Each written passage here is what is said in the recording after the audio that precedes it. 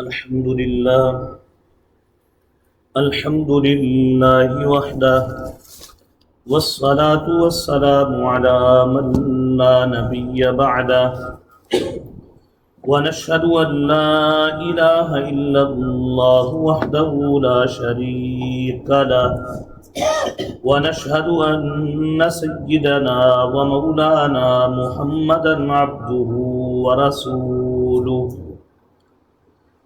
أما بعد فأعوذ بالله من الشيطان الرجيم بسم الله الرحمن الرحيم يا أيها الذين آمنوا استعينوا بالصبر والصلاة إن الله مع الصابرين ولا تقولوا لمن يقتل في سبيل الله أموات بل أحياء ولكن لا تشعرون ولنبلونكم بشيء من الخوف والجوع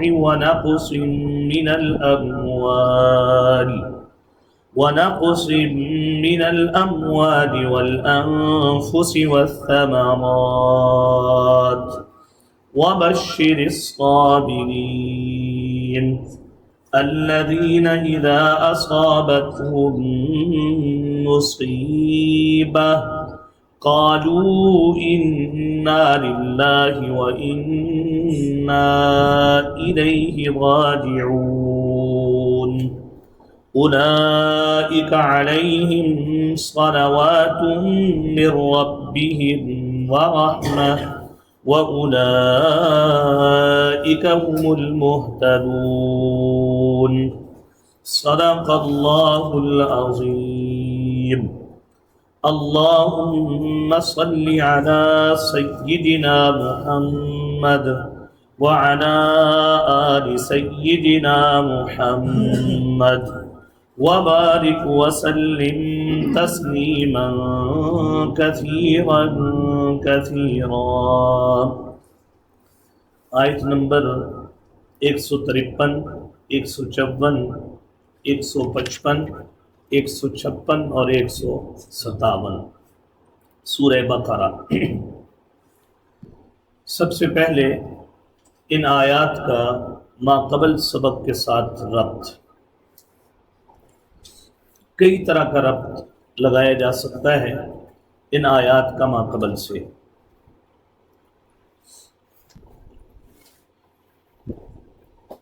ایک ربط یہ ہے، کل کے سبق میں تھا کہ فَاذْكُرُونِي أَذْكُرْكُمْ،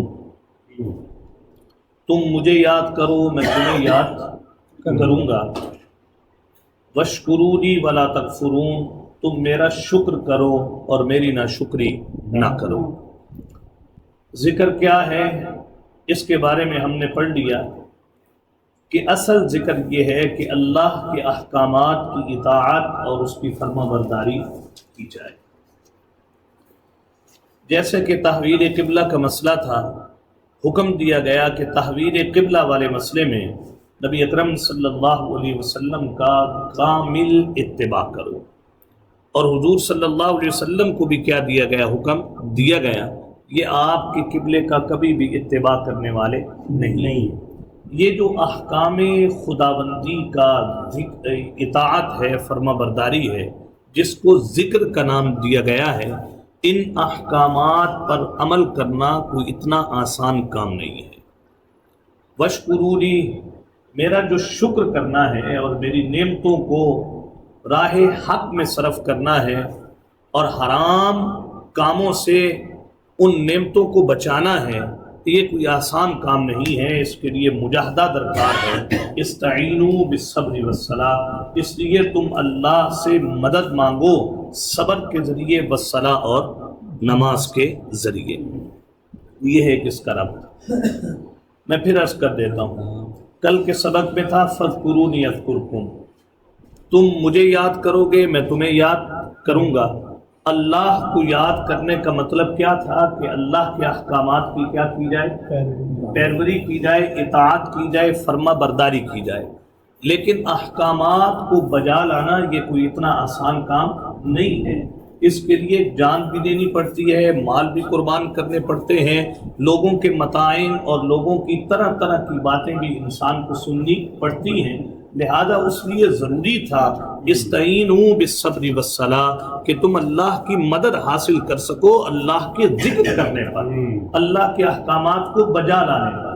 اس لیے تمہیں کہا جا رہا ہے کہ اس ذکر کی توفیق کے لیے، اس ذکر کے حصول کے لیے تمہیں چاہیے کہ تم مدد حاصل کرو بالصبر، صبر کے ذریعے، والصلاۃ اور نماز کے ذریعے۔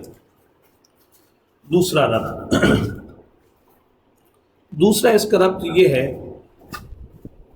بڑا ہی خوبصورت، وہ یہ کہ پیچھے ہم پڑھ چکے ہیں وَكَذَلِكَ جَعَلْنَاكُمْ أُمَّةً وَسَطًا، ہم نے تمہیں بہترین امت بنایا ہے۔ اس بہترین امت بنانے کی وجہ کیا تھی؟ لِتَكُونُوا شُهَدَاءَ عَلَى النَّاسِ، نبی اکرم صلی اللہ علیہ وسلم نے جو تمہیں دین دیا ہے، جو خیر تم تک پہنچائی ہے، اب تمہاری ذمہ داری ہے کہ اب تم باخبر کرو گے لوگوں کو۔ اب جو نبی اکرم صلی اللہ علیہ وسلم کی ذمہ داری تھی وہ ختم نبوت کے ساتھ، حضور کے جانے کے ساتھ حضور کی ذمہ داری تو کیا ہو گئی؟ ختم۔ اب وہ ذمہ داری ہمیشہ کے لیے تمہارے کاندھوں پر کیا کر دی گئی ہے؟ ڈال دی گئی ہے۔ اب دین حق کی اشاعت کرنا، کفر کو اس کی اپنی جگہ سے ہٹانا اور اسلام کو حضور کی طرح ہی پوری دنیا میں پھیلانے کی کوشش کرنا، یہ گھر بیٹھے تو نہیں ہو جائے گا، یہ آرام سے بھی نہیں ہوگا، اس کے لیے مشقت لگے گی، تن من دھن کی قربانی دینی پڑے گی، مجاہدہ کرنا پڑے گا، یہ بہت مشکل کام ہے۔ لہذا اس مشکل کام کو کرتے وقت یہ ذہن میں رکھو استعینوا بالصبر والصلاۃ، اللہ تو ہماری مدد کر تاکہ یہ جو ذمہ داری حضور کی ختم نبوت کے صدقے ہمارے کاندھوں پر ہے کہ ہم اس دین کی تبلیغ کریں، اس کی اشاعت کریں، اللہ تو ہمیں وہ ذمہ داری پوری کرنے کی کیا دے دے؟ توفیق دے دے۔ اس ذمہ داری کو پورا کرنے کے لیے استعینوا بالصبر والصلاۃ، تم صبر کے ذریعے بھی مدد مانگو اور نماز کے ذریعے بھی کیا مانگو؟ مدد مانگو۔ تیسرا ربط یہ ہے، گزشتہ جو تحویل قبلہ کی بات چلی ہے اور دلائل سے قبلے والی بات کو واضح کرنے کے باوجود بھی کچھ لوگ اس بات کو مان نہیں رہے، وہ دین میں اپنی ہٹ درمی کی وجہ سے شبہات پیدا کرنے کی کوشش کر رہے ہیں۔ کل کے سبق میں اس شبہ کا جواب دیا گیا ہے، یہ دین پر حق ہے اور یہ تحویل قبلہ کا مسئلہ بھی کیا ہے؟ حق ہے، اس لیے کہ ارسلنا فیکم رسولا منکم، ہم نے یہ جو شریعت دے کر بھیجی ہے یہ کسی عام انسان کو نہیں، یہ عظیم الشان رسول کو ہم نے بھیجا ہے۔ تو وہ جو تحویل قبلہ کی بات کر رہے ہیں وہ کیا ہے؟ حق بات ہے۔ اس لیے شریعت کے اندر کسی قسم کے شک و شبہ کی کوئی گنجائش نہیں۔ دوسرا ان کے متائن اور ان کے اعتراض کا جو تھا وہ مسلمانوں کی طبیعتوں کے اوپر اثر ہوا، پریشانی ہوئی کہ یار اتنی واضح ہونے کے باوجود بھی یہ لوگ اس بات کو مان نہیں رہے، الٹا ہم ہی پر تان کر رہے ہیں، الٹا ہمیں ہی دھمکی دے رہے ہیں، الٹا ہمیں ہی مارنے کی کیا کر رہے ہیں؟ کوشش کر رہے ہیں۔ تو مسلمانوں کی طبیعت کے اوپر جو ایک پریشانی کا اثر تھا اس اثر کو زائل کرنے کے لیے کہا گیا استعینوا بالصبر والصلاۃ، تم اپنے اندر سے اس ملال اور اس غم کی کیفیت کو ختم کرنے کے لیے تم اللہ سے مدد مانگو صبر کے ذریعے، والصلاۃ اور کس کے ذریعے؟ نماز کے ذریعے۔ ان اللہ مع الصابرین، بے شک اللہ صبر کرنے والوں کے ساتھ ہے۔ تینوں ربط ذرا سمجھ میں آئے کہ نہیں؟ جی سر جی۔ پہلی بات تھی فذکرونی اذکرکم، کل کے سبق میں تھا کہ تم مجھے یاد کرو میں تمہیں یاد کروں گا۔ تو ذکر کا سب سے بڑا فرض یہ ہے، ذکر کا معنی یہ ہے کہ تم میرے احکامات کی کیا کرو؟ اطاعت کرو، پیروی کرو۔ لیکن احکامات کے اندر فرما برداری اور اطاعت کو اتنا آسان کام نہیں ہے۔ آج کے سبق میں کہا جا رہا ہے یہ حوصلہ، یہ صلاحیت، یہ جگرا پیدا کرنے کے لیے کہ تم میرا ذکر کر سکو، میرے احکامات کو زندہ کر سکو، میری باتوں پر عمل پیرا ہو سکو، اس کے لیے ضروری ہے استعینوا بالصبر والصلاۃ، تم اللہ سے مدد مانگو نماز کے ذریعے اور صبر کے ذریعے۔ دوسرا ربط کیا تھا؟ یہ فقط میں امت کی ذمہ داری ہے کہ پچھلی آیات میں گزر چکا ہے تحویل قبلہ والے مسئلے میں، وَكَذَلِكَ جَعَلْنَاكُمْ أُمَّةً وَسَطًا، ہم نے تمہیں بہترین امت بنایا ہے، اور تمہارے بہتر ہونے کا سبب اور وجہ یہ ہے لِتَكُونُوا شُهَدَاءَ عَلَى النَّاسِ، تاکہ تم اب لوگوں کو باخبر کرو، اور لوگوں کو باخبر کرنا حضور کی دی ہوئی امانت کو حضور کی طرح پورے عالم میں پھیلانے کی کوشش کرنا، کفر کو اس کی جگہ سے ہٹا کر وہاں پر حق کا نظام لے کر آنا، یہ بہت مشکل کام ہے۔ اس کے لیے جان بھی لگے گی، اس کے لیے مال بھی لگے گا، اس کے لیے توانائیاں بھی لگیں گی، اس کے لیے اپنے ملکوں کو چھوڑنا بھی پڑے گا، یہ بہت مشکل کام ہے۔ لِتَكُونُوا شُهَدَاءَ عَلَى النَّاسِ والا، لہٰذا تمہیں چاہیے کہ استعینوا بالصبر والصلاۃ، اس ذمہ داری کو پورا کرنے کے لیے تمہیں اللہ کی مدد درکار ہے، اللہ کی مدد حاصل کرو صبر کے ذریعے، والصلاۃ اور نماز کے ذریعے۔ تیسرا ربط کیا تھا؟ تحویل قبلہ والا معاملہ ہونے کے باوجود بھی یہود نے چونکہ مسلمانوں کے قبلے کو تسلیم نہیں کیا، طرح طرح کی باتیں کی، مشرکین مکہ نے طرح طرح کی یہود نے طرح طرح کی باتیں کی، تو مسلمانوں کے اوپر ایک خاص قسم کا اثر طبیعت پر ہوا، پریشانی لاحق ہوئی کہ یار اتنا واضح ہونے کے باوجود بھی یہ لوگ اس بات کو تسلیم نہیں کر رہے، تو طبیعت کے اوپر آنے والا وہ جو اثر تھا، ملال تھا، پریشانی تھی، غم تھا، اس کو ختم کرنے کے لیے کہا گیا استعینوا بالصبر والصلاۃ، کہ تم اللہ سے مدد مانگو صبر کے ذریعے اور نماز کے ذریعے۔ یہ تھے تین طرح کے رب۔ اب آئیے صبر کے اوپر۔ کل میں نے عرض کیا تھا فَاذْكُرُونِي أَذْكُرْكُمْ سے تہذیب الاخلاق کے 5 شعبے ذکر کیے جا رہے ہیں۔ کتنے شعبے ہیں؟ 5۔ اس میں پہلا شعبہ گزر چکا ہے فَاذْكُرُونِي أَذْكُرْكُمْ، وہ ہے ذکر، تعلیم ذکر۔ دوسرا شعبہ تھا وَاشْكُرُوا لِي وَلَا تَكْفُرُونَ، تعلیم شکر، یعنی نعمت کو میری طرف سے سمجھو، کسی اور کی طرف سے نہ سمجھو، وَلَا تَكْفُرُونَ، اور اس نعمت کو وہیں استعمال کرو جہاں پر حکم ہوا ہے، اس کے علاوہ کرو گے تو یہ نعمت کی ناشکری ہوگی۔ جی، تہذیب الاخلاق کا تیسرا شعبہ ہے آج کے سبق میں، یا ایھا الذین آمنوا استعینوا بالصبر والصلاۃ، وہ ہے تعلیم صبر، وہ ہے تعلیم صبر۔ ایک دفعہ دہرا دینا تینوں، تعلیم ذکر، دوسرا تعلیم شکر، اور تیسرا ہے تعلیم صبر۔ اے ایمان والو، استعینوا بالصبر والصلاۃ، جملہ مصائب میں، جملہ پریشانیوں میں اللہ کی مدد حاصل کرو صبر کے ذریعے، والصلاۃ اور نماز کے ذریعے۔ لوگ کہتے رہیں، کرتے رہیں باتیں، ایک حق بات تمہیں دین کی پہنچ گئی ہے، اب اس حق بات کے اوپر استقامت کرنا، اس پر ڈٹے رہنا، یہ بہت بڑی بات ہے۔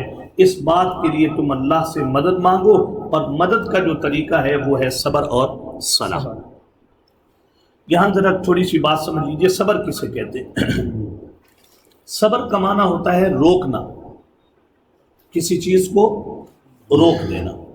صبر کو بھی صبر اس لیے کہتے ہیں کہ اس میں انسان کو اپنے جذبات کو روکنے کا کیا دیا گیا ہے؟ حکم۔ صبر کا لغوی معنی ہے روکنا، اور صبر کو صبر اس لیے کہا جاتا ہے کہ اس میں انسان کو اپنے جذبات روکنے کا کیا دیا گیا ہے؟ حکم دیا گیا ہے۔ صبر کے 3 شعبے ہیں۔ ایک صبر کا شعبہ ہے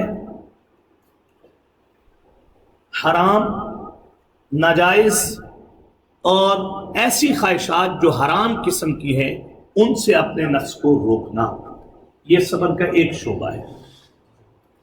دوسرا شعبہ، صبر کا دوسرا شعبہ ہے طاعات اور عبادات کے اوپر صبر کرنا۔ تیسرا شعبہ ہے آفات، مسائل اور تکلیفوں کے اوپر کیا کرنا؟ صبر کرنا۔ کتنے شعبے ہیں صبر کے؟ تین۔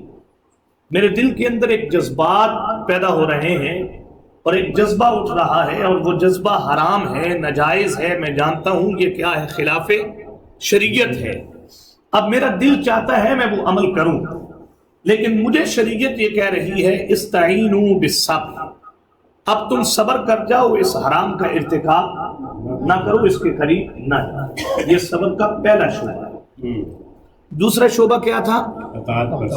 اطاعت اور عبادات جو تم کر رہے ہو۔ سبحان اللہ، ہم نے تمہیں پہلے کہا کہ بیت اللہ قبلہ ہے، تم وہاں نمازیں پڑھتے رہے۔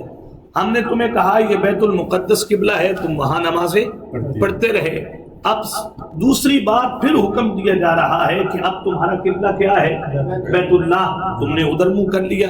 یہ جو عبادات تمہیں دی گئی ہیں، یہ جو طاعات تمہیں دی گئی ہیں، ان عبادات اور طاعات پر مستقل مزاجی کے ساتھ چلتے رہنا، یہ صبر کا دوسرا شعبہ ہے۔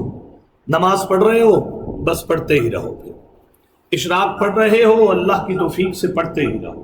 قرآن کی تلاوت کا معمول ہے صبر کرو اور کیا کرتے رہو؟ پڑھتے ہی رہو، وہ تلاوت کرتے ہی رہو۔ تیسرا شعبہ کیا تھا؟ آفات اور مصیبتیں اور تکلیفوں پر تمہیں چاہیے کہ استعینوا بالصبر، تم کیا کرو؟ اللہ کی مدد چاہو صبر کے ذریعے۔ ہمارے ہاں یہ جو صبر ہے اس کو تیسرے شعبے کے ساتھ عمومی طور پر جوڑا جاتا ہے۔ کہیں کوئی میت ہو جاتی ہے، فوتگی ہو جاتی ہے، کوئی مسئلہ آ جاتا ہے، پریشانی ہوتی ہے، تو پھر جملہ بولا جاتا ہے انا للہ و انا الیہ راجعون۔ یہ صبر کا مفہوم بہت وسیع ہے۔ طاعات عبادات کے اوپر استقامت بھی اسی کو صبر بھی کہتے ہیں۔ حرام کاموں سے اپنے آپ کو روک کر رکھنا، اس کا نام بھی کیا ہے؟ صبر ہے۔ اور مشکل اور مصیبت کے وقت میں وہ کیفیت اختیار کرنا، وہ الفاظ ادا کرنا، وہ جذبات ظاہر کرنا جن جذبات سے کیا کیا گیا ہے؟ روکا گیا ہے، اس چیز کا نام بھی کیا ہے؟ صبر ہے۔ یہ ہے استعینوا بالصبر، اے ایمان والو تم اللہ سے مدد مانگو، کس کے ذریعے؟ صبر کے ذریعے۔ والصلاۃ، اور دوسرا لفظ کیا بولا ہے؟ نماز۔ اب اس کا اصل ربط آپ نے ضرور ذہن میں رکھنا ہے۔ یہ تحویل قبلہ والے مسئلہ ابھی یہ لوگ نہیں مان رہے، طرح طرح کی باتیں کر رہے ہیں، اور طرح طرح کی ممکن ہے یہ لوگ تمہارے خلاف احکام خداوندی کی جو تم اطاعت کر رہے ہو، جو تم اللہ کا ذکر کر رہے ہو، ممکن ہے یہ لوگ تمہارے کیا آ جائیں؟ برسرے پیکار آ جائیں، یہ تمہارے سامنے آ جائیں، یہ تمہارے ساتھ لڑنے کے لیے کیا ہو جائیں؟ تیار ہو جائیں، اور یہ تمہیں اس ذکر کے اوپر قائم نہ رہنے دیں، یہ تمہارے ساتھ قتال کریں۔ استعینوا بالصبر، تمہیں چاہیے کہ تم اللہ سے مدد مانگو، کس کے ذریعے؟ صبر کے ذریعے۔ دوسرا لفظ کیا ہے؟ نماز۔ نماز کے ذریعے۔ نماز کو الگ ذکر کرنے کی ضرورت نہیں تھی، اس لیے کہ نماز مستقل جو نماز کی حیت ہے، نماز کا عمل ہے، وہ صبر ہی صبر ہے۔ جب آپ اس میں کھڑے ہو گئے، آپ اپنی مرضی سے کوئی چیز کھا، اپنی مرضی سے اس کے دوران چل بھی نہیں سکتے، آپ کسی اور سے بات کرنا چاہیں تو بات بھی، وہ صبر ہے اس میں بھی۔ لیکن نماز اہم ترین فریضوں میں سے ایک فریضہ ہے، اس لیے صبر کے بعد جو اللہ کی مدد کے حصول کا دوسرا ذریعہ ذکر کیا گیا والصلاۃ، وہ کیا ہے؟ نماز۔ نماز کے ذریعے آپ اللہ سے کیا مانگے؟ مدد مانگے۔ یہ نماز اور صبر، یہ دو چیزیں ایسی ہیں، وہ جو ایک غم کی کیفیت ہے، وہ جو پریشانی ہے تمہیں، اللہ پروردگار عالم اس پریشانی کو نماز اور صبر کی برکت سے کیا کر دیں گے؟ دور کر دیں گے۔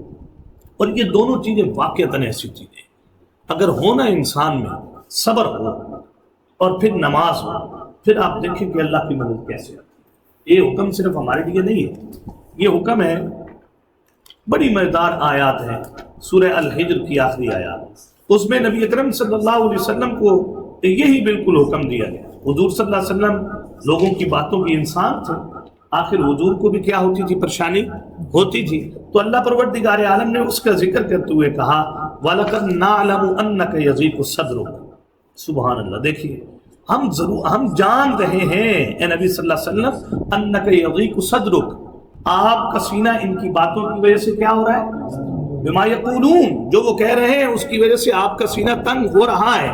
لیکن فسبح بحمد ربک وکن من الساجدین، اس غم کو ہلکا کرنے کے لیے آپ اپنے رب کے نام کی تسبیح بیان کرتے رہیں، اپنے رب کی حمد بیان کرتے رہیں. وَقُم مِّنَ السَّاجِدِينَ، اپنے آپ کو نمازیوں میں رکھیں، نماز پڑھتے رہیں. اس عمل کی برکت سے اللہ آپ کے غم کو کیا کر دیں گے؟ ہلکا کر دیں. یہ بہت بڑا نسخہ ہے. کسی بھی مسئلے میں پریشانی ہے تو کتنے کام کرنے ہیں؟ دو. ایک صبر کیجئے اور دوسرا کیا کیجئے؟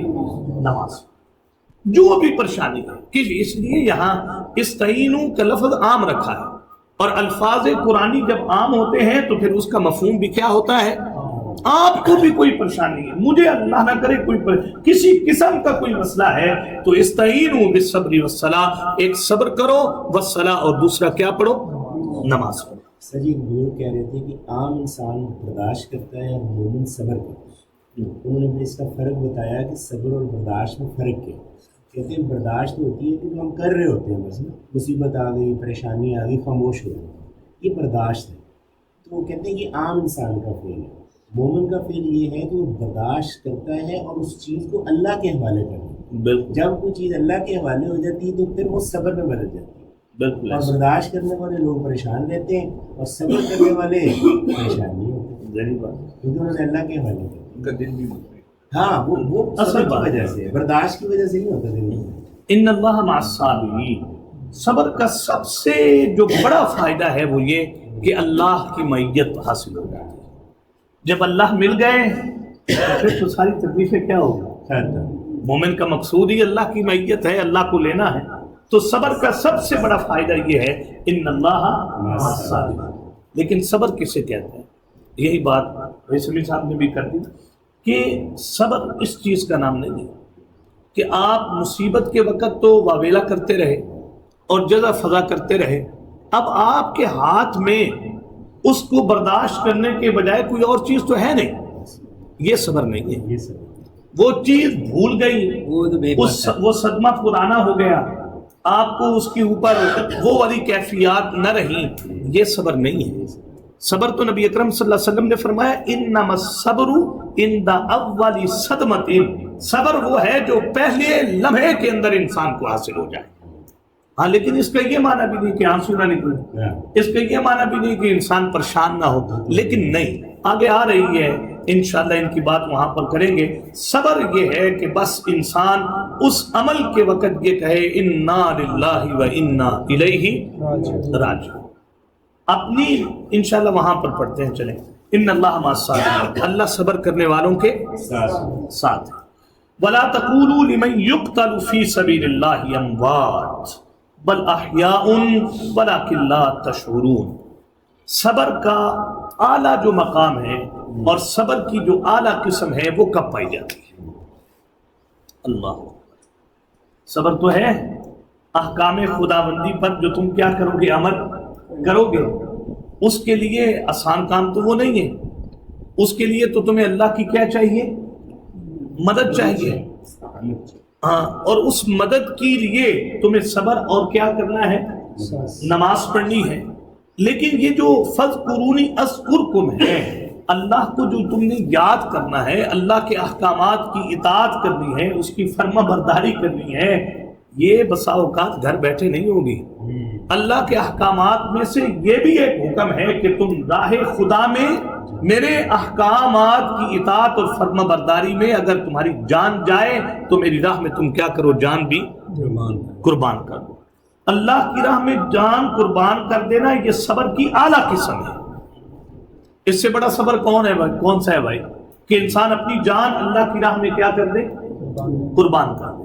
اور پھر یہ کہا گیا یہ جو اعلیٰ قسم کا صبر کرنے والے لوگ ہیں نا، وَلَا تَقُولُوا لِمَن يُقْتَلُ فِي سَبِيلِ اللَّهِ، اگر یہ راہ خدا میں اور احکام خداوندی پر عمل کرتے ہوئے اور یہ ذکر کرتے ہوئے اگر یہ اپنی جانوں کا نذرانہ بھی پیش کر دیں تو تمہیں ان کو مردہ کہنے کی اجازت نہیں ہے.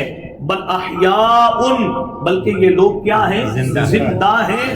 वलाकिन ला तशऊरून, लेकिन ये हयात बरज़खी होने की वजह से तुम्हें इनकी जिंदगी का शऊर नहीं है।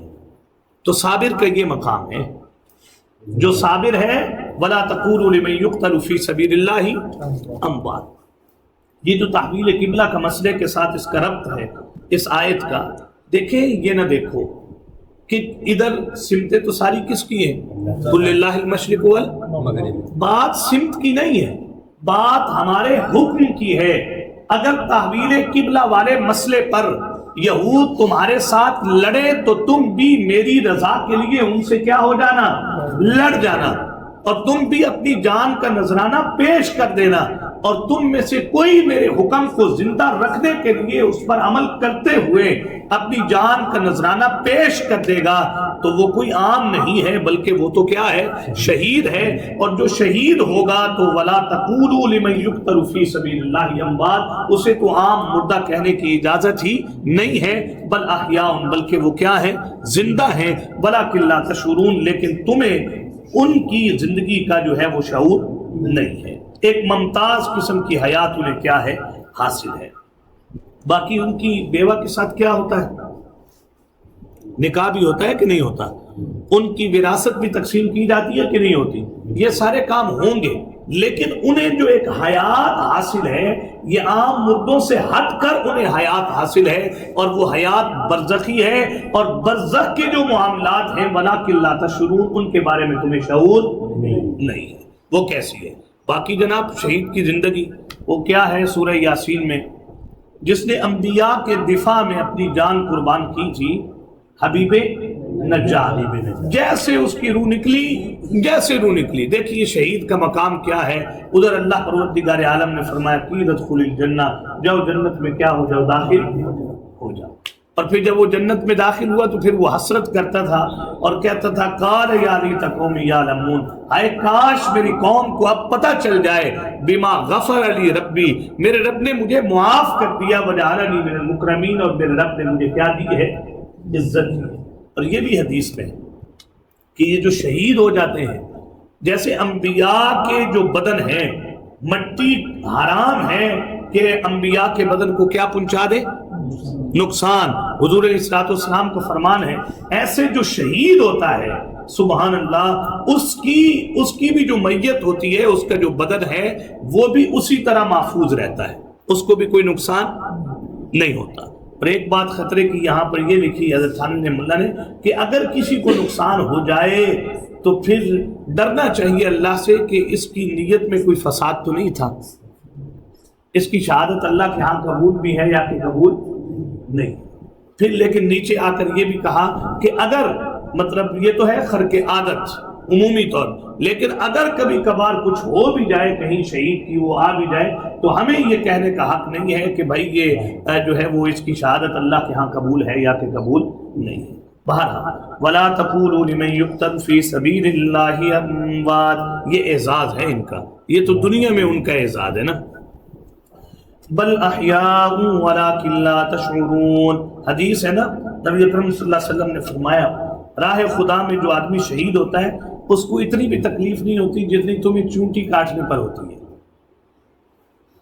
तुम्हें चूंटी काट जाए तो चूंटी की तकलीफ तुम्हें क्या होगी, लेकिन राह खुदा में शहीद होने वाले को इतनी भी तकलीफ नहीं है। लेकिन हमने तो शहीद होके देखा जो रहेगी, है ना। ये तो इस मर्तबे पर जो फाइज हो जाए ये उसे ही पता है। और हदीस का मफहूम है कि जो भी जाता है पलट जाने का उन्हें कहा जाए, है जी, तो कोई भी नहीं कहता कि हम दुनिया में वापस जाए, इधर ज्यादा सपोर्ट, ओ भाई पीछे पोते हैं आपके, इधर ठीक है, अल्लाह खैर करेगा एक दिन आ जाएंगे इधर। पीछे मोहतरमा को छोड़ा है जिसके साथ इतने साल रहे हैं, जाना चाहते हैं मोहतरमा के पास वापस, भाई इंशाल्लाह अल्लाह खैर करे इधर ही आ जाए। यहाँ से वापस जाने का किसी की दिल की तमन्ना नहीं होगी। लेकिन एक शहीद है जिससे पूछा जाएगा तुम्हारा क्या ख्याल है भाई, तो और कोई नेमत चाहिए, कुछ और चीजें चाहिए, तो शहीद ये कहेगा या अल्लाह अगर कोई बात हमारी आपने कबूल फरमानी है और आप हमें इख्तियार दे रहे हैं तो फिर हमारे लिए ये एक ज़रा सहूलत कर दें कि हमें दुनिया में दोबारा क्या कर दें, भेज दें। हमें तेरी राह में जो कटने का लुत्फ आया है वो तेरी जन्नत में भी लुत्फ नहीं आया। یہ بار بار پلٹنے کی کیا کریں گے؟ تمنا کریں گے۔ ابھی دنیا میں اعزاز دیکھیے، وَلَا تَقُولُوا لِمَن يُقْتَلْ، اگر مسئلہ قبلہ میں تمہیں جہاد کرنا پڑ جائے تو کیا کرنا؟ جہاد کر دینا۔ اگر تم اس جہاد کو کرتے ہوئے دنیا سے چلے گئے تو تم عام مردوں کی طرح نہیں ہوگے، بلکہ تم کیا ہوگے؟ شہید۔ وَلَنَبْلُوَنَّكُمْ بِشَيْءٍ مِّنَ الْخَوْفِ وَالْجُوعِ، صبر کی ادنا قسم۔ سر یہ آیات پہلی ہجری میں کیوں ہوئی؟ جی یہ والی آیات جی، جیسے مدینہ میں تحویل قبلہ کا حکم ہے، آپ کے بدل بھی آ رہا ہے، تیاری بھی تو ہے۔ وَلَنَبْلُوَنَّكُمْ بِشَيْءٍ مِّنَ الْخَوْفِ، صبر کی ادنا قسم کا بیان ہے۔ اعلیٰ قسم یہ ہے کہ راہ خدا میں شہید ہو، اس شہادت پر پھر کیا کرو؟ صبر کرو۔ یہ صبر کی اعلیٰ قسم ہے۔ ادنا قسمیں کیا ہیں؟ وَلَنَبْلُوَنَّكُمْ بِشَيْءٍ مِّنَ الْخَوْفِ وَالْجُوعِ، ہم تمہیں آزماتے رہیں گے چند چیزوں کے ذریعے۔ من الخوف، ان میں سے پہلی چیز کیا ہے؟ خوف۔ ایک خوف ہے ہجوم اعداء کا، پوری دنیا تمہاری کیا بن جائے گی؟ دشمن۔ اعداء کا ہجوم ہی ہجوم ہوگا، اور پھر تمہارے اوپر وہ ایک خوف ہوگا اس ہجوم کا۔ جب یہ خوف آئے گا تو ہم اس خوف کے ذریعے تمہیں کیا کریں گے؟ آزمائیں گے۔ اس خوف کے ذریعے ہم تمہیں کیا کریں گے؟ آزمائیں گے۔ دوسرا ہے نزول مصائب کا، کہ ہر وقت ایک خوف تمہیں رہے گا کہ کسی وقت بھی ہم پر کیا آ سکتی ہے؟ کوئی مصیبت آ سکتی ہے۔ بند کرتے ہیں۔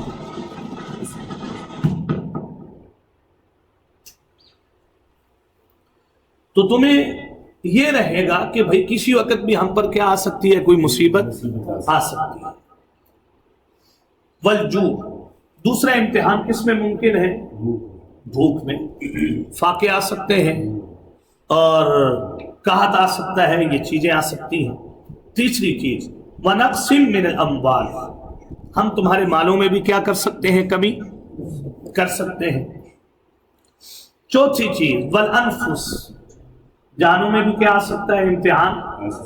بیٹا جا سکتا ہے، بھتیجا جا سکتا ہے، راہ خدا میں شہید ہو سکتا ہے، باپ شہید ہو سکتا ہے، تم خود کیا ہو سکتے ہو؟ شہید ہو سکتے ہو، عزیز و اقارب تمہارے ان کی جانیں جا سکتی ہیں۔ یہ ممکن ہے کہ تمہارے اوپر کیا آ جائے؟ امتحان آ جائے۔ اس کے ذریعے ہم تمہیں کیا کریں گے؟ آزمائیں گے۔ والثمرات، اور چوتھی کیا چیز ہے؟ پھل، جو کہ صحابہ اکرام نے غزوہ تبوک کے موقع پر ان کے اوپر کیا آیا تھا؟ امتحان بھی آیا تھا۔ منافقین نے جانے سے معذرت کر لی تھی کہ ہمارے تو پھل کیا ہو گئے؟ تیار ہو گئے نا، اور اسی کے اوپر سارا پورے سال کا انحصار ہوتا ہے، لہذا ہم نہیں جا سکتے، ہمیں یہ عذر ہے۔ صحابہ کو کہا گیا بھائی اب تمہیں کہا گیا تو تم راہ خدا میں کیا ہو جاؤ؟ وہ ہے امتحان۔ بس ثمرات، کبھی کس کا امتحان آئے گا؟ ثمرات کا۔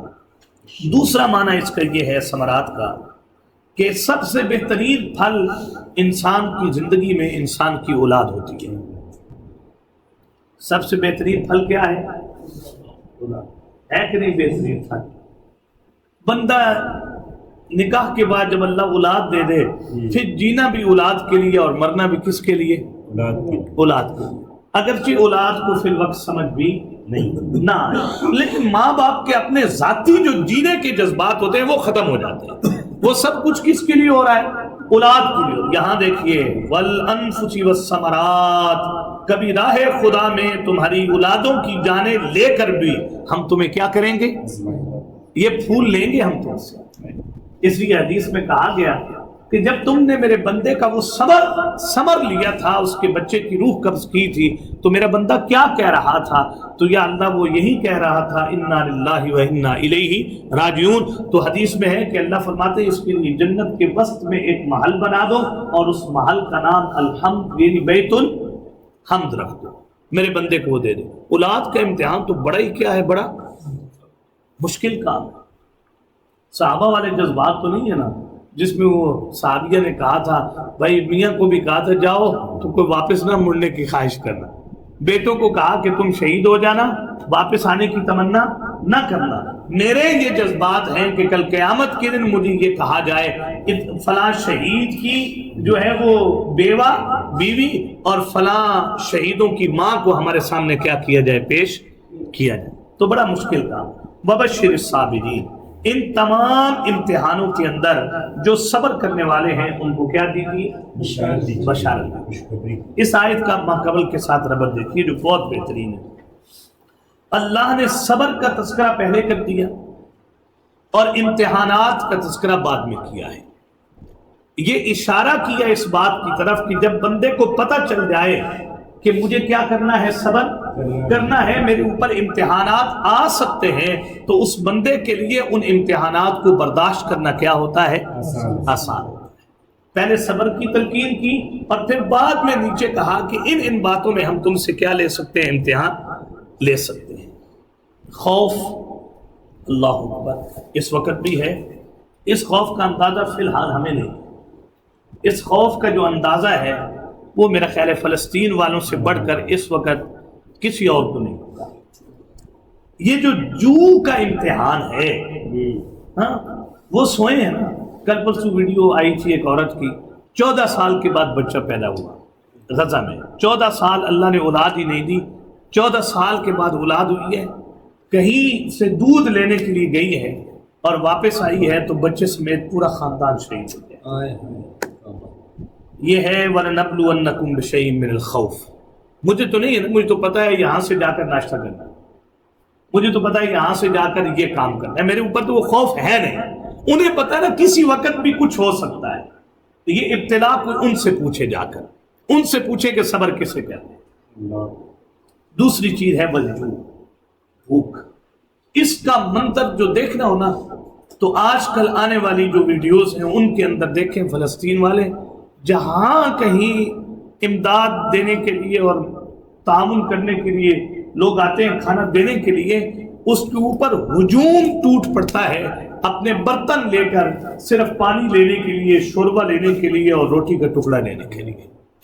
یہ ہے وَلَنَبْلُوَنَّكُمْ بِشَيْءٍ مِّنَ الْخَوْفِ وَالْجُوعِ. ادھر بھوک پوچھے نا، ہمارا تو پہلے والا ہضم نہیں ہوتا اور دوسرا کیا ہوتا ہے، تیار ہوتا ہے. ہم تو کھانے ہضم کرنے کی دوا لے رہے ہیں اور یہاں یہ کہا جا رہا ہے کہ ٹھنڈے پیٹوں کے ساتھ، ٹھنڈی جگہوں پر بیٹھنے کے ساتھ، گھر میں آرام کے ساتھ بیٹھنے سے دین غالب نہیں ہوگا. اس دین کے غلبے میں امتحان چاہیے اور امتحان کی نوعیتیں مختلف ہوں گی. کبھی ہجوم اعداء کا خوف ہوگا، کبھی بھوک ہوگی. وَنَقْصٍ مِّنَ الْأَمْوَالِ، مارکیٹ گر جائے نا، یہ میٹرو بنی، کہیں اور ایل ڈی آپریشن کر دے، کچھ کر دے اور بنا بنایا بزنس اور بہت اچھی کوئی جگہ ہو اور وہ جگہ بندے کی کیا ہو جائے، ضائع ہو جائے، متاثر ہو جائے، تو آپ اندازہ کریں کتنی تکلیف ہوتی ہے. تو وہ لوگ جو غزہ کے اندر اپنا کام کر رہے تھے، اپنا بزنس تھا، اپنی سب کچھ چیزیں تھیں، اب اگر ان کا وہ بزنس چلا گیا تو آپ اندازہ لگائیں کہ ان کے اوپر کیا امتحان ہوگا. وَنَقْصٍ مِّنَ الْأَمْوَالِ وَالْجُوعِ، تمہارے اوپر کیا آئے گی، بھوک آئے گی اور مالوں کی کیا ہوگی، کمی.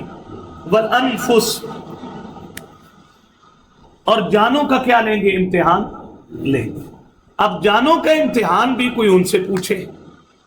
ہمارے ہاں تو یہ ہے نا کہ تبھی موت والے صاحب فوت ہو گئے، تبھی موت والدہ کیا ہو گئی، فوت ہو گئی، تبھی موت جو ہے وہ اولاد کیا ہو گئی، فوت ہو گئی. کوئی ایسا ثانیہ پیش آ گیا ہمارے اوپر، طبی طور پر ہم سے وہ کیا لیا گیا، امتحان لیا گیا کہ ہماری جانوں میں سے، ہمارے پیاروں میں سے کوئی لے لیا گیا. لیکن تبھی موت نہیں، وہ لوگ شہید ہو رہے ہیں، وہ تو بیچارے کیا کیے جا رہے ہیں، ٹھیک ٹھاک لوگ. اور ایسی باتیں ہیں نا، ایسی ان کی کہانیاں ہیں کہ ان کہانیوں کو ذکر کرتے ہوئے بھی انسان پریشان ہوتا ہے کہ وہ لوگ کیسے ہیں جی. وہ بڑے بڑے شاپر لے کر نا، بڑے بڑے شاپر لے کر اپنے بچوں کے ہونے والے جو پیس ہیں وہ جمع کر کے ان کو دفنا رہے ہیں نا. اور میں اپنی بات کر رہا ہوں کہ میں تو ٹس سے مس نہیں ہوں، جو دلی کیفیت ہے میں تو ٹس سے مس. ابھی جانا ہے، یہ ساری کیفیت ہم سے کیا ہو جانی ہے، ختم ہو جانی ہے. ہمارے جو جذبات ہیں یہ ابھی نہیں تو تھوڑی دیر بعد کیا ہو جانے ہیں، منتشر ہو جانے. بس ثمرات، اللہ اکبر. یہ بندہ جو ہوتا ہے نا، کہتے ہیں سیانے بندے کہا کرتے ہیں کہ ماں باپ اس دن ہی مر جاتا ہے جس دن اولاد زندگی میں کیا ہو جاتی ہے. جس دن اولاد فوت ہو جائے نا اگر ماں باپ زندہ رہے تو بس گویا کہ اس دن ماں باپ بھی کیا ہو گئے؟ مر گئے، زندگی ختم ہو جاتی ہے ماں باپ کی۔ لیکن ہمارے ہاں تو کوئی بیمار ہوگا، کوئی کچھ ہوگا، پہلے پتا ہوتا ہے ذہنی طور پر ساری چیزیں، اور وہاں بیچاروں کی کتنی امیدوں پر پانی پھیرا گیا، وہاں امتحان کی کیا کیفیت ہے۔ وبشر الصابرین، ان تمام امتحانوں میں جو صبر کرنے والے ہیں ان کو جنت کی کیا دیجیے؟ بشارت۔ الذین اذا اصابتهم مصیبہ، ایسے نہیں ہر بندہ صابرین میں شمار ہوگا، صابرین کی کچھ علامات ہیں، صابرین کی کیا ہے؟ کچھ علامات ہیں۔ الذین اذا اصابتهم مصیبہ، جب ان پر جانی، مالی، جاہی، جب کبھی بھی ان پر کوئی مصیبت آتی ہے وہ دل سے جملے بول کر کہتے ہیں انا للہ، بے شک ہم سارے ہیں ہی کس کے؟ اللہ کے، وَإِنَّا إِلَيْهِ رَاجِعُونَ، اور بے شک ہم اسی کی طرف پلٹ کر جانے والے ہیں۔ اس کے جملے میں بھی بڑی جان ہے۔ ایک اس کا معنی ہے، یہ جو پہلے والا ہے نا، اس کے اندر اقرار عبودیت ہے انا للہ میں، اور وَإِنَّا إِلَيْهِ رَاجِعُونَ کے اندر اقرار ہے باس بعد الموت کا۔ پہلے جملے میں ہے ہم غلام ہیں، آپ ہمارے آقا ہیں، آپ ہمارے مالک ہیں، ہم آپ کے مملوک ہیں۔ اگر آپ نے ہم پر خوف کا امتحان بھیجا، بھوک کا بھیجا، نقص من الاموال ہوا، انفس ہوا، والثمرات، اگر امتحانوں میں سے کوئی امتحان اگر آپ نے لے بھی لیا ہے تو ہم مملوک ہیں، آپ آقا ہیں، آپ امتحان لینا چاہیں تو ہم سے کیا کر سکتے؟ لے سکتے، ہم راضی ہیں اس بات کی۔ انا للہ، اس کے اندر عبودیت کا کیا ہے؟ اقرار ہے، مملوکیت کا اقرار ہے اس جملے کے اندر۔ اور دوسرے جملے میں کیا ہے؟ وَإِنَّا إِلَيْهِ رَاجِعُونَ، آج اگر مال چلا گیا، اولاد چلی گئی، بیٹے چلے گئے، ہیں جی، انفس میں امتحان آ گیا، کوئی بھی امتحان آ گیا، آج نہیں، آج اگر یہ چلے گئے تو کل ہم نے بھی ان شہداء کے پیچھے جانا ہے، ہم بھی اللہ کریم ہی کی طرف پلٹ کر جانے والے ہیں۔ اسے کہتے ہیں اقرار بعد الموت۔ دوسری بات، انا للہ و انا الیہ راجعون کا مطلب یہ ہے، جو بہترین مطلب ہے، کہ اگر ہمیں یہ مصیبت آ گئی، اگر ہم پر یہ آزمائشیں آ گئی، تکلیف آ گئی ہم پر، وَإِنَّا إِلَيْهِ رَاجِعُونَ، ہم اس تکلیف کی گھڑی میں اس تکلیف کو ہلکا کرنے کے لیے، ختم کرنے کے لیے ہم جس ذات کی طرف رجوع کرتے، الیہ، اے اللہ وہ تیری ہی کیا ہے؟ ذات ہے۔ مصیبت آ گئی، در بدر نہیں گھومیں گے، مصیبت میں بھی پکاریں گے تو اللہ صرف کسے پکاریں گے؟ یہ ہے وَإِنَّا إِلَيْهِ رَاجِعُونَ کا مطلب، اِنَّا لِلَّهِ وَإِنَّا إِلَيْهِ رَاجِعُونَ۔ اور یہ بھی پتہ چل گیا کہ یہ جملہ صرف میت کے اوپر نہیں بولنا کہ گھر سے میت اٹھائی ہے اور پیچھے سے جملے بولنے کیا کر دیے شروع، نہیں، اِنَّا لِلَّهِ وَإِنَّا إِلَيْهِ، جیسے استعینوا کا مدد جو مفہوم تھا وہ عام ہے، ایسے انا للہ و انا الیہ راجعون کا مفہوم بھی کیا ہے؟ عام ہے۔ امتحان کی کوئی بھی قسم ہو، اس امتحان کو ہلکا کرنے کے لیے تمہیں چاہیے کہ تم صبر کرو، اور صبر کی علامت یہ ہوگی کہ تم اس مصیبت کی گھڑی میں یہ اقرار کرو انا للہ، اللہ ہم تیرے سارے مملوک ہیں، ہم تیرے غلام ہیں، جو تو کرنا چاہے وہ کر سکتا ہے، وَإِنَّا إِلَيْهِ رَاجِعُونَ، اور ہم اس مشکل کی گھڑی میں آپ ہی کی طرف کیا کرتے ہیں؟ رجوع کرتے ہیں۔ وہ جو انبیاء نے یہی کیا، جب بھی مشکل آئی تو کس کی طرف رجوع کیا ہے؟ یہ صابر ہونے کی علامت ہے۔ اگر اللہ کا دھیان نہیں نہ آیا مصیبت میں تو یہ انسان کے صابر نہ ہونے کی کیا ہے؟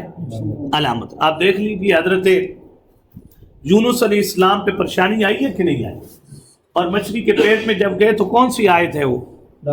لا الہ الا انت انی کنت من الظالمین۔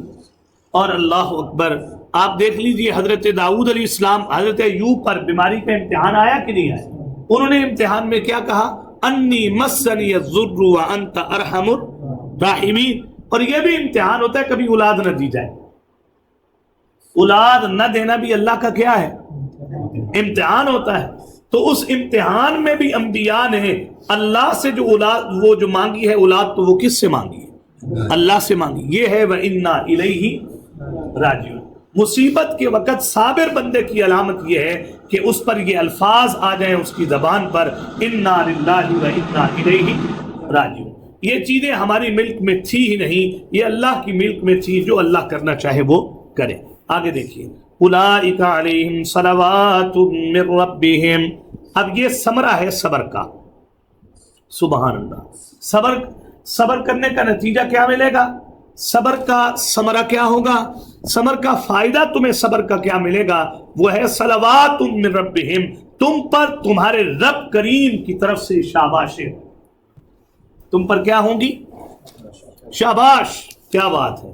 اگر تم نے میرے ذکر کرنے میں، میرے احکامات کی اطاعت کرنے میں، میرے اس دین کو عالم کے اندر پہنچانے کی تگدو میں اگر تم نے اپنی جان دے کر اعلیٰ درجے کا کیا کیا ہے؟ صبر کیا. یا تم نے زندگی میں ادنا درجے کے صبروں میں خوف پر صبر کیا، جو پر صبر کیا، نقص من الاموال پر صبر کیا، انفس پر صبر کیا، ثمرات کے امتحانات میں کیا کیا؟ صبر کیا. اور تم نے اس مشکل کی گھڑی میں یہ اقرار کیا کہ انا للہ و انا الیہ راجعون. اس اقرار اور اس صبر کی بدولت اب انعام یہ ہوگا، ثمرہ یہ ہوگا صلوات من ربہم، تم پر تمہارے رب کریم کی طرف سے کیا ہوگی؟ شاباش. اندازہ کریں نا، جن کو اللہ کریم کی طرف سے شاباش ملے وہ کتنے لائق ہوں گے، پھر کتنے قابل ہوں گے کہ جن کو اللہ شاباش دے. واہ کیا بات ہے. اس لیے وہ جو وہاں پر جملہ ہے سورہ احزاب میں، ان اللہ و ملائکتہ یصلون علی النبی، اللہ اپنے نبی پر کیا بھیجتے ہیں؟ ہاں یہ جو ہے نا یصلون، اللہ اپنے نبی پر رحمت کرتے، یعنی اللہ اپنے نبی کو شاباش دیتے. اللہ اپنے نبی کو کیا دیتے؟ بہت بڑا کام کیا تھا سورہ احزاب میں حضور صلی اللہ علیہ وسلم نے، تو اللہ نے انعام کے طور پر یہ کہا تھا ان اللہ و ملائکتہ یصلون علی النبی. یہاں بھی یہی ہے اولئک علیہم صلوات من ربہم. تم اگر ان مشکلات میں، ان امتحانوں میں کامیاب ہوئے تو اس کا نتیجہ یہ ہوگا صلوات من ربہم، تم پر تمہارے رب کریم کی طرف سے کیا ہوں گی؟ شاباشیں. یہ صلوات ان کے اندر ہر چیز ہے، رحمت بھی ہے، عفو و درگزر بھی ہے، اور بہترین صلے بھی ہیں، یہ سب کچھ. ورحمہ، اور تمہاری اوپر اللہ کریم کی طرف سے کیا ہوگی؟ رحمت. یہ رحمت کا جو لفظ ہے یہ صلوات کی تاکید ہے، یہ بھی اسی کے اندر شامل ہے. وَأُولَئِكَ هُمُ الْمُهْتَدُونَ. اندازہ کریں ذرا. اللہ. ثمرہ دنیاوی یہ ہوگا کہ اللہ پروردگار عالم تمہیں صبر پر دنیا میں ہدایت دیں گے. دنیا میں کیا دیں گے؟ ہدایت دیں گے. معنی یہ کہ حقیقت حال تک اللہ تمہیں رسائی دے دے. حقیقت حال تک اللہ تمہیں کیا دیں گے؟ وہ بندہ حقیقت کو پہنچ چکا نا، جو مشکل کے وقت کہتا ہے انا للہ و انا الیہ راجعون، وہ بندہ جملے یہ کہہ ہی نہیں سکتا جو حقیقت تک پہنچ نہیں سکتا. بہرحال اللہ پروردگار عالم کئی سنی ہوئی بات پر عمل کی توفیق نصیب فرما دے. ہمیں بھی اللہ صبر کی توفیق اپنے فضل سے نصیب فرما دے، اور صبر کے حصول کا جو ذریعہ ہے اور اللہ کی مدد لینے کا جو ذریعہ ہے صبر اور صلات، اللہ یہ ذرائع ہمیں بھی استعمال کرنے کی توفیق نصیب فرما دے. اور اللہ پروردگار عالم اپنی معیت کا جو وعدہ کیا ہے صبر پر، اللہ وہ نصیب فرما دے. اور یہ جو صبر کا اعلیٰ قسم کا درجہ ہے جو اس وقت دنیا میں لوگ کر رہے ہیں راہ خدا میں جہاد، اللہ ہر ایک کی اس صبر کو اور اس قربانی کو اپنی بارگاہ میں قبول و منظور فرما لے. اس ممتاز درجے پر جو لوگ فائز ہو کر جا رہے ہیں، اللہ ان کو مزید درجات کی بلندی نصیب فرما دے. اور جو جہاں کہیں بھی اس دنیاوی اور صبر کے ادنا قسم کے اندر لوگ بیچارے مبتلا ہیں، اللہ ہر ایک کو ان مصائب سے، ان تکلیفوں سے نکلنے کی توفیق نصیب فرما دے. اور اللہ پروردگار عالم ہمیں بھی اگر زندگی میں کبھی اللہ نہ کرے، پہلے تو ہمیں کیا مانگنا چاہیے؟ عافیت. صبر کی دعا پہلے نہ مانگے، پہلے کیا مانگے؟ عافیت. اس لیے حضور صلی اللہ علیہ وسلم نے تلقین بھی کی ہے، دعا بھی بتائی ہے، اللہم انا نسألک العافیت والمعافات فی الدنیا والآخرہ. یا اللہ دنیا میں بھی عافیت دیجیے اور آخرت میں بھی کیا دیجیے؟ عافیت. لیکن عافیت مانگے ضرور، لیکن کسی نہ کسی درجے میں کیا آنا ہے؟ امتحان آنا. اولاد آ گئی ہے، اب اس کی تربیت ایک امتحان بن گئی ہے. اولاد نہیں آئی، نہ ہونا انسان کے لیے ایک کیا ہے؟ امتحان ہے. کاروبار کیا، ہر چیز کہیں نہ کہیں انسان کس میں ہے؟ امتحان. کل جو سبق پڑھ لیا کتنا جامع تھا، وَاشْكُرُوا لِي وَلَا تَكْفُرُونَ، تم میرا شکر کرو، میری ناشکری کبھی بھی نہ کرنا. آپ اندازہ کر لیں کہ ہم اس امتحان میں کتنے کامیاب، کتنا شکر کر رہے ہیں. ہمارے پاس آنے والی جو نعمتیں ہیں وہ خیر کے کاموں میں کم صرف ہوتی ہیں اور بے جا موقعوں پر کیا ہوتی ہیں؟ زیادہ صرف ہوتی ہیں. تو اللہ ہر معاملے میں صبر کی توفیق نصیب فرما دے. اور اللہ پروردگار عالم نے صبر کے جو ثمرات لکھے ہیں، جو کوئی جہاں کہیں بھی صبر کر رہا ہے، اللہ ہر ایک کو ان ثمرات کا مستحق بنا. ترجمہ دیکھیے، یا ایھا الذین آمنوا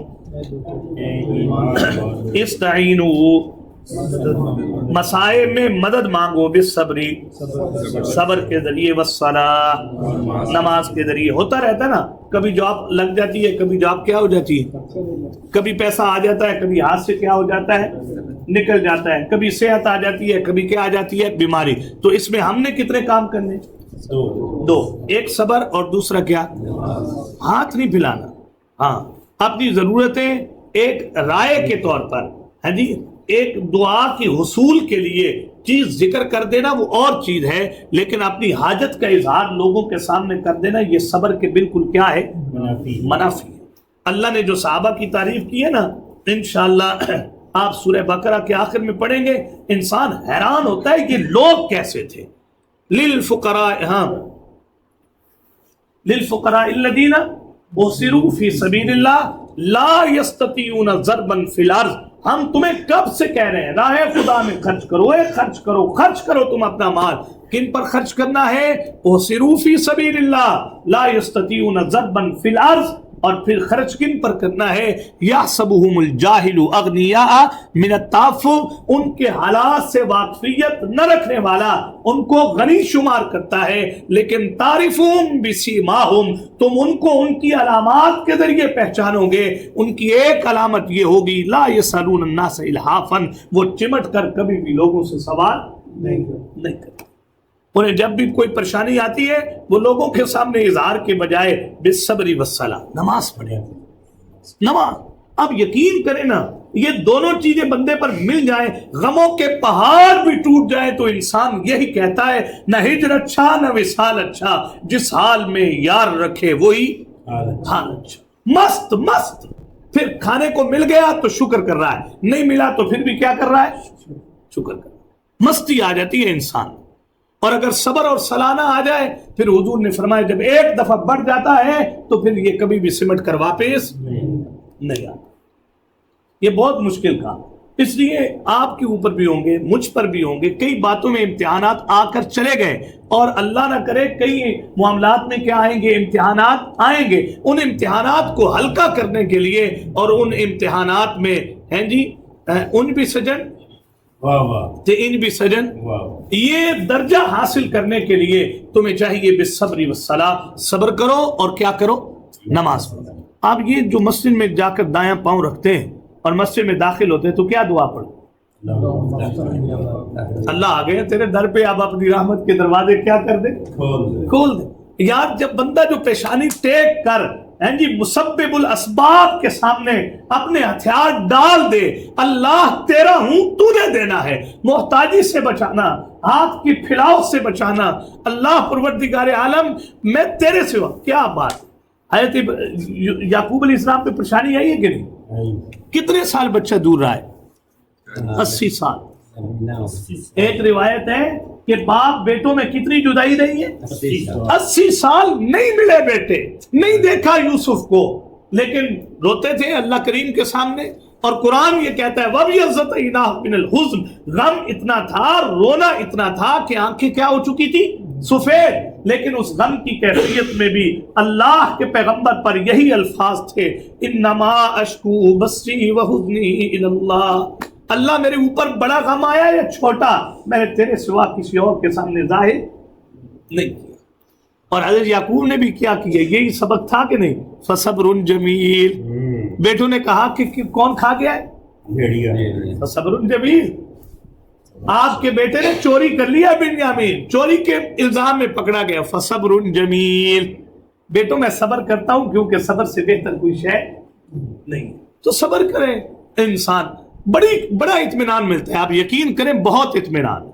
अल्लाह कभी ना लाएंगे इम्तिहान इंसान पर, लेकिन कभी आ जाए ना तो ये दो काम करके देखें जरूर, एक सब्र करें और दूसरा क्या करें, नमाज। देखें सुकून कितना है, सुकून, क्योंकि फिर उस बंदे को हुजूर की तरफ, अल्लाह करीम की तरफ से वो चीज मिल जाती है जो हुजूर ने फरमाई, सारी दुनिया इकट्ठी हो जाए तुम्हें नुकसान देने पर, रब न देना चाहे तो दुनिया तुम्हें नुकसान नहीं दे, और अगर अल्लाह तुम्हें खैर न देना चाहे, सारी दुनिया तुम्हें खैर मिलकर भी देना चाहे तो कोई खैर तुम्हें दे नहीं। अल्लाह या अय्युहल्लज़ीना आमनू, ए ईमान वालो, इस्तईनु, मदद मांगो ना, बिस्सब्री, सब्र के साथ। आपने हजरत हंज़ला को वापस किया था, नहीं किया था? वो क्या नाम है उस साहबी का, ज़ैद बिन हारिसा, हाँ अब उनको वापस किया था। हाँ, तो आपने वापस किया था, नहीं किया?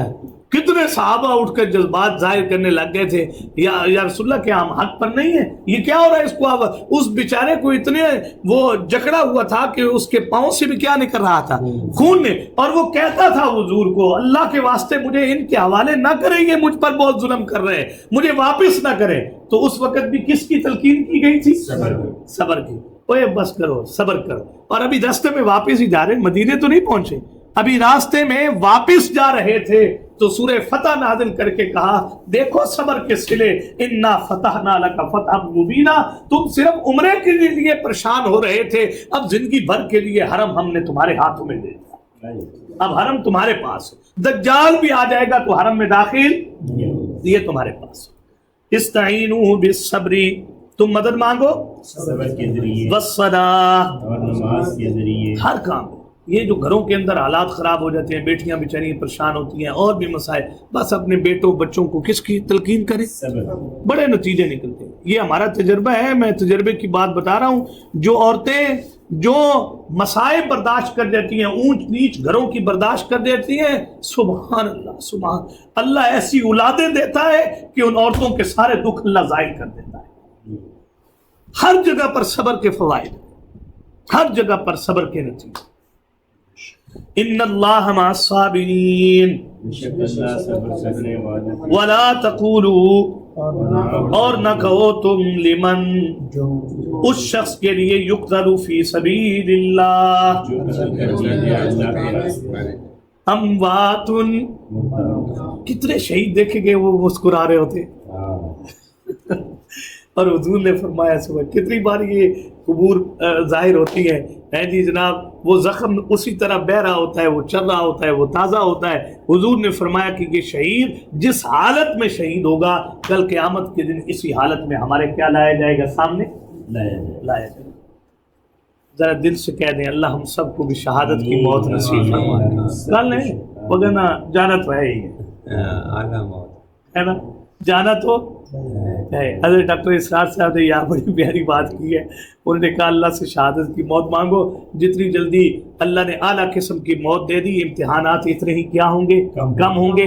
तवील ज़िंदगी का इम्तिहान भी क्या होगा, तवील होगा, उसका हिसाब किताब भी क्या होगा, तवील होगा। यानी वो तो कुछ भेज दी साची, कुछ बंदे भेज दिए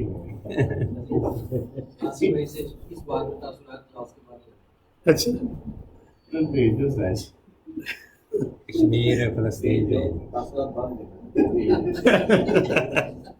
वो तासरात तो जिस्म ही बता देगा, बात जिस्म बताएगा।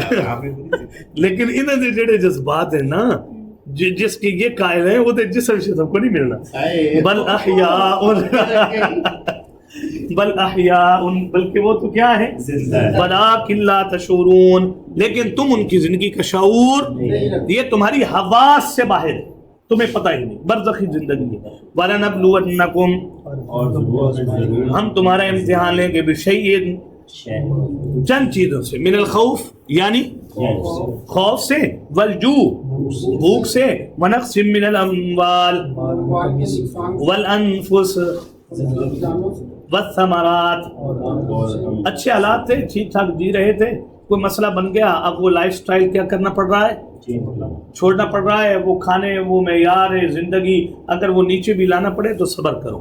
वबश्शिर साबिरीन, हाँ बशारत दीजिए صبر کرنے والے جو ان امتحانات میں پورا اترے. الذین اذا اصابتہم، وہ لوگ جب ان کو کوئی پہنچتی ہے مصیبت جانی مالی جاہی، قالو تو کہتے ہیں انا للہ، آپ ہی کی ملک ہے، اللہ ہی کی ملک ہے، وَإِنَّا إِلَيْهِ رَاجِعُونَ، اور بے شک ہم اس مشکل کی گھڑی میں اسی کی طرف کیا کرتے ہیں، رجوع کرتے ہیں. یا دوسرا معنی بے شک ہم بھی ایک دن پلٹ کر اس کی طرف جانے والے. اولئک علیہم، یہی وہ لوگ ہیں ان پر صلوات من ربہم، شاباش ہے ان کے رب کریم کی طرف سے، شاباش ہے بھائی. ورحمت، ہاں جی، جس کو وزیر اعظم صاحب بلا کے ارشد ندیم کو شاباش دیں وہی نہیں اب تک ہمارے ہاتھ میں آ رہا، ہاں جی، پتہ نہیں کہاں سے کہاں نکلی جا رہا ہے جی.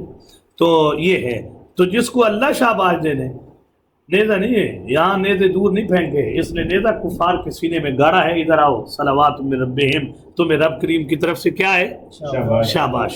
ورحمت، اور رحمت ہے. وَأُولَئِكَ هُمُ الْمُهْتَدُونَ، یہی وہ لوگ ہیں کہ دنیا میں حقیقت حال تک رسائی پا لیتے ہیں، یعنی اللہ ان کو کیا دیتے ہیں، ہدایت دیتے ہیں. اللہ کریم کی یہ سنی بات پر عمل کی توفیق نصیب فرمائے. وآخر دعوانا ان الحمد للہ رب العالمین.